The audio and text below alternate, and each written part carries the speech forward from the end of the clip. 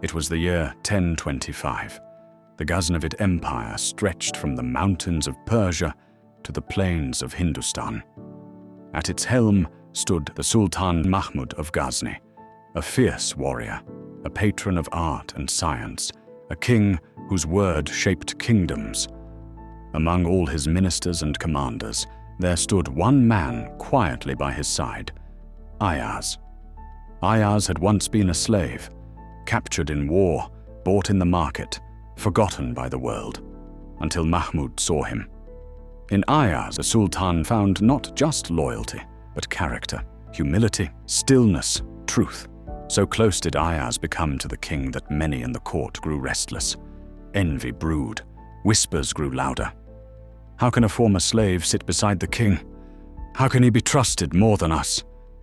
They watched Ayaz, they plotted, and one day they came the Sultan with a scandal.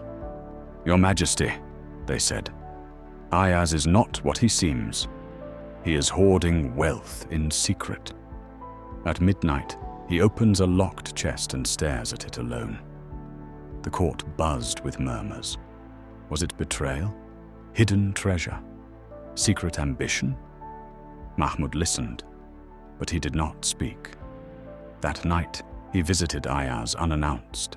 In the silence of the palace, the king stood in the shadows and watched as Ayaz opened the mysterious chest. But inside, it was no gold, no jewels, no riches, only a tattered old robe and the broken slave collar Ayaz once wore when he first came to Mahmud's court. Ayaz looked at them in silence, tears in his eyes.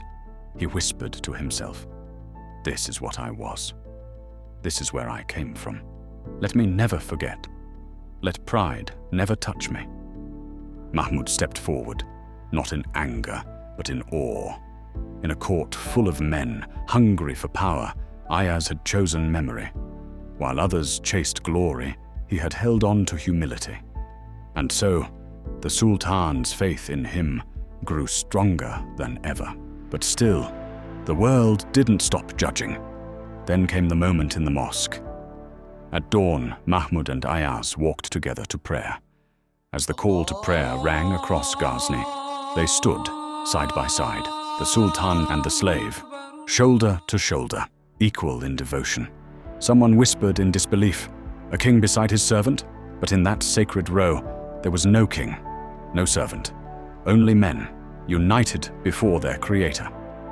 Centuries later, the poet Allama Iqbal captured this eternal truth in verse, "Ek hi saf mein khade ho gaye, Mahmud aur Ayaz, na koi banda raha, na koi banda nawaz."